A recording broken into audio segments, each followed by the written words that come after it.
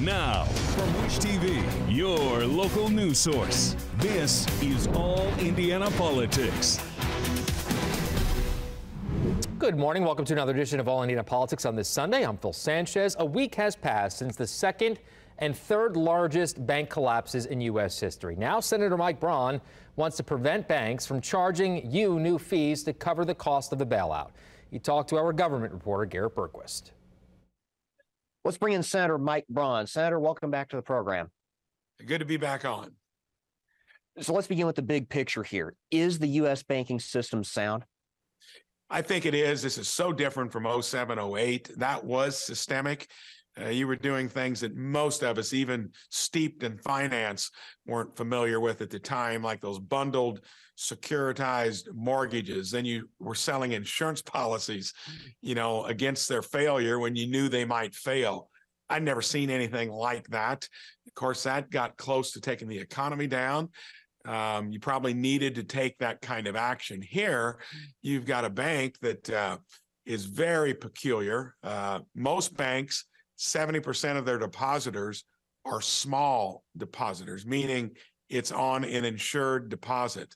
In this case, only 6% out at SVB were like that because it was a bank heavy on business deposit accounts. So, and when their management decided to put a lot of their asset side of the balance sheet, what they invested in treasury instruments, they're going to be sensitive to interest rates going up, and blame that on, I think, the Biden administration's policies of borrowing money, spending it, which created the inflation we've got now. So the Fed is in a tough spot that its policies to try to tamp down inflation have taken weak banks or poorly managed ones or both into some jeopardy, but it's not systemic. So you and Missouri Republican Senator Josh Hawley have filed a bill that would block banks from assessing additional fees on depositors in order to pay for the cost of reimbursing the depositors at Silicon Valley and Signature banks. Is this going to hamstring the FDIC's ability to cover future bank runs? No, because this is just going to say one thing. Don't hamstring all the well-behaving banks, Main Street, community banks, sound regional banks, and it would simply put a very relatively low threshold. Any bank under $10 billion in assets doesn't have to pay any of the consequences for these larger banks, just like in 07, 08, that perform poorly. The biggest thing I heard post 08 was that they put rules in that penalized the well-managed banks, the smaller banks. This is to say bad behavior, generally, if it's going to have any impact, is among the larger banks. Don't assess Main Street community banks for bad management of larger banks. What conversations have you had with your colleagues about this bill so far? So far, I think everybody is worried about your original question. Is this systemic? Is it going to cascade into something else? I don't think so. I think that the big issue here is that moral hazard discussion as well. These depositors were largely business depositors, not individual depositors whose checking and savings accounts are way, way under $250,000. Here, these businesses should have been more astute in terms of where they were keeping their money, and I'm not for making them whole. I mean, there are trillions and trillions of dollars of checking and savings accounts out there that, what are you going to do with the next one that occurs? The rules are out there pretty good. We've insured against it for those that don't use common sense or roll the dice. I don't think they should be made whole. Biden administration has decided otherwise. I think they're getting down a slippery slope there because we don't have the insurance proceeds there that can actually handle something. They made an exception here. I don't think they should have. Tell me about the clawback provision that's in this bill as well. So this would actually, for any of the CEOs, top management that have benefited from this, like with bonuses given over the last couple years, especially more recently, and especially anyone that might have sold some stock at these banks, get that back. Until you start holding the people that are in charge responsible, just like here, the way this place is run with borrowing all this money annually in our budgets, hold them accountable at the ballot box. We have to start holding people that are in charge accountable. Who else would be responsible? Because they're running the show. These banks that knew the rules, knew the guidelines, decided to do otherwise. You keep making excuses, you're going to encourage others to do the same thing. Should the federal government investigate potential wrongdoing by leaders of those two banks, such as self-dealing and bonuses that allegedly were paid out right before the takeover? Yes, if there were laws that were broken, they should be held accountable. Again, if not, you're just setting the stage for others to push the envelope down the road. If nothing was done that was improper, you're just going to lose your job because you managed poorly. Should Congress reconsider its decision to drop the stress test requirements for banks with less than $250 billion in assets? So I think the stress test is there primarily for the larger banks that are too big to fail. And what you do with smaller banks, these just would fit underneath that. Maybe it needs to be lowered a bit. I just don't want this impacting regional, community, and Main Street banks. All right, coming up, we talk to one of the candidates vying for the Republican nomination for mayor of Indianapolis. Welcome back. It's less than a month and a half to the municipal primary on May 2nd, and we're resuming our coverage of your choice on the ballot. Former Indianapolis City County Council member Jefferson Shreve is vying for the city's top job. Our Garrett Bergquist talked to him about his vision for the job. With us now is Republican mayoral candidate Jefferson Shreve. Jefferson, thank you for joining us today. Thank you for having me. Why are you running for mayor of Indianapolis? I'm running to move this city in the right direction. I'm a native of Indy. This is my hometown. Been involved in local politics while running and growing a business throughout the last 30 years.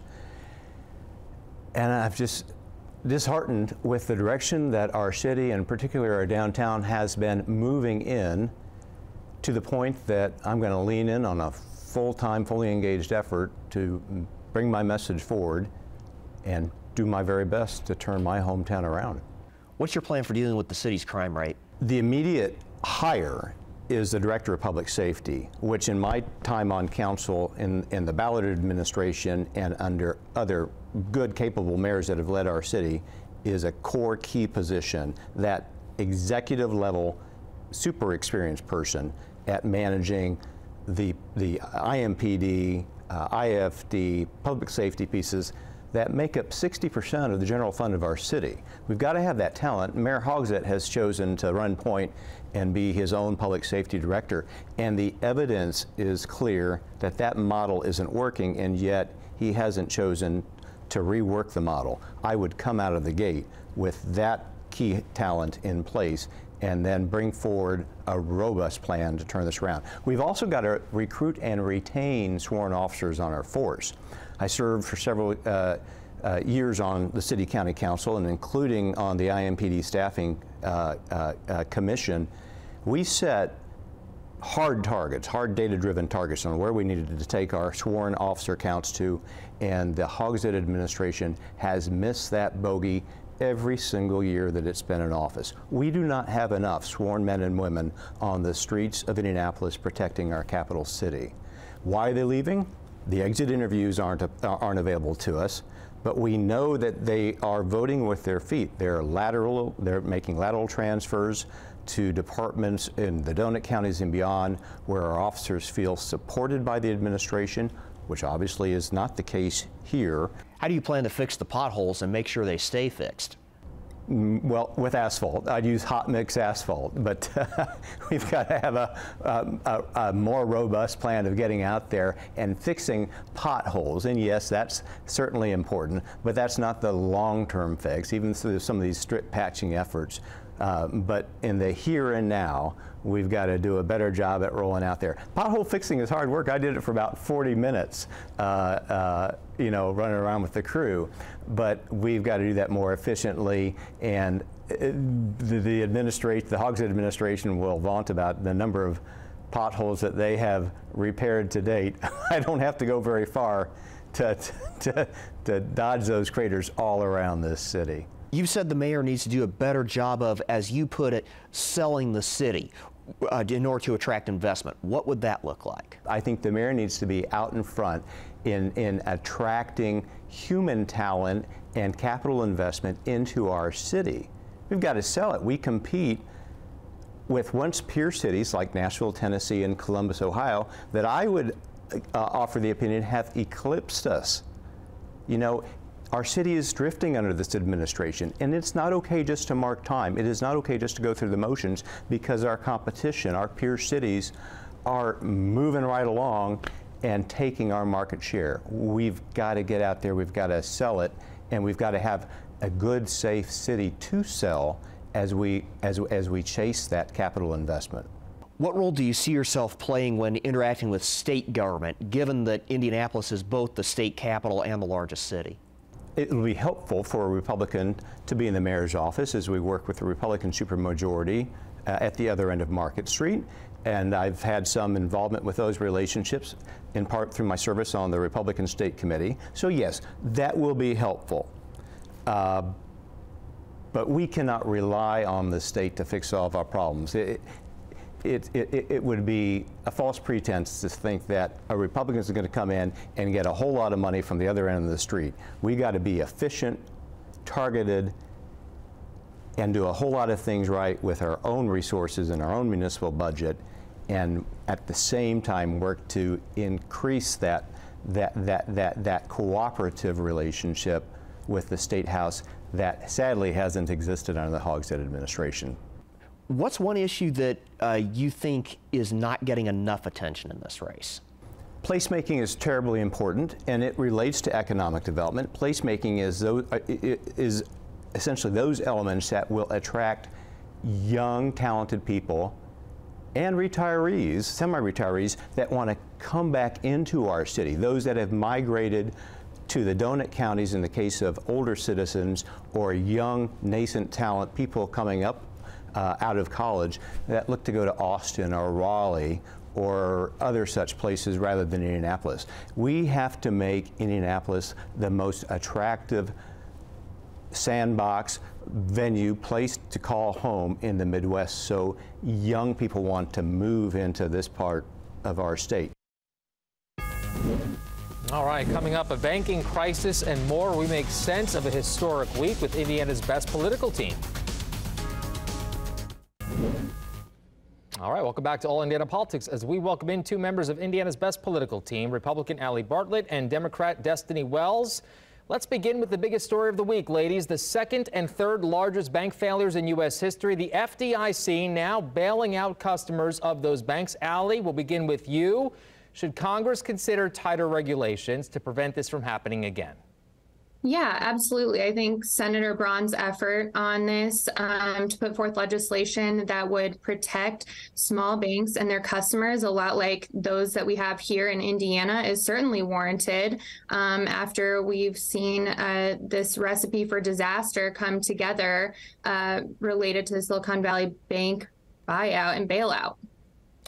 Destiny, Republicans are raising the issue of moral hazard and indirect cost to taxpayers. Should the Biden administration have stuck to the FDIC's usual $250,000 insurance limit with these banks?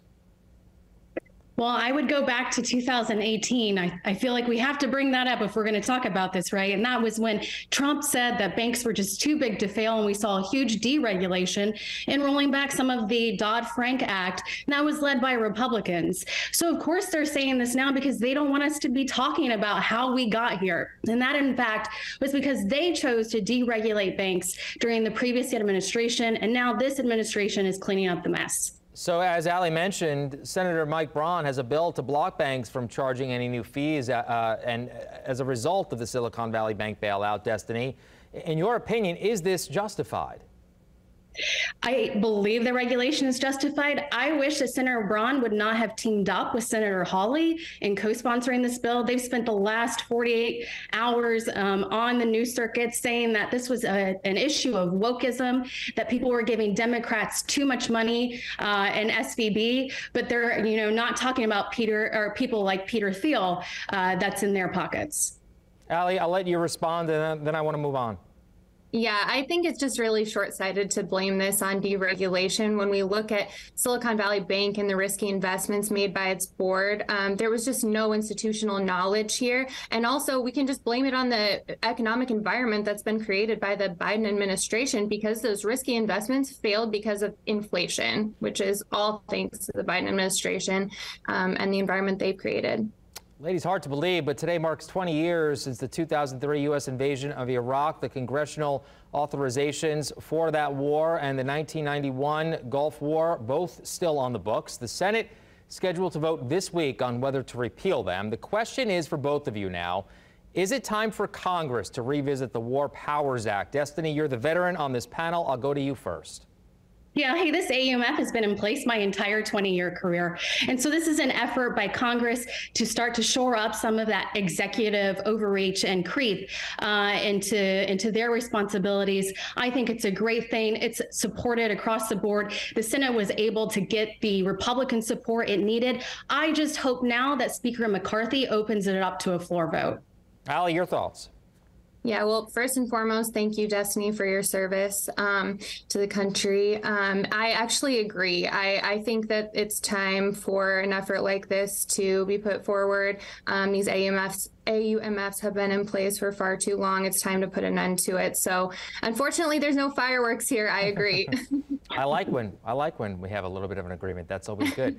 I do want to get to some issues, though, closer to home, ladies. A bill in the state legislature would ban the sale of land next to military facilities to any citizen or company of China, Russia, Iran, or North Korea. Now, that would include land next to National Guard armories. Allie, could this lead to housing discrimination against dual citizens or even possibly people who are of, say, Chinese ethnicity? No, I don't think that that's the intent behind this bill at all. And there's actually language in the bill that requires or that allows for something like this to go before the Indiana Homeland Security Department to make a final determination. So even if there were a risk or some scenario where we thought that there was any level of discrimination occurring, this could be brought before the Department of Homeland Security for a final determination to make sure that that's not the case. To be fair, Destiny, there have been some cases in other states where people with ties to the Chinese government have bought land next to Air Force bases in particular. Do we need to take a harder look at who's buying the land in the United States? I think we do. Look, I'm a huge proponent of national security. I'm still in the national security space. But I do think that the conversations that were taking place in the General Assembly, I heard some great questions from Senator Andrea Hunley on dual citizenship. Yes, the government may be given the ability to look at those on a case-by-case basis, but that doesn't mean that the government will always do the right thing. So I think that those are really important questions asked when it comes to dual citizens. Another agreement. Wow. Let's talk about this one on a lighter note. It's March Madness time, and the countdown is on. Ladies, who you got? Allie, we'll start with you. Well, rightly or wrongly, I'm always going to have to go with my Boilermaker. Oh, she froze. Destiny, I think she said she has Purdue. Who do you have? She had Purdue. Yeah. So I'll fill in. I'm an IU grad myself, and I have them going a bit, but at the end of the day, I have Alabama. My bracket's looking pretty good. My husband's a Boilermaker, so we are house divided this week. Well, that's good stuff. My bracket is awful, so there you have it. So, ladies, good to see you. Happy Sunday. Enjoy the rest of your day, and we'll see you next time. Thank you. We'll be right back. Thank you. Take all Indiana politics on the go with you. Download our podcast now. Part of the All Indiana Podcast Network and allindianapodcastnetwork.com.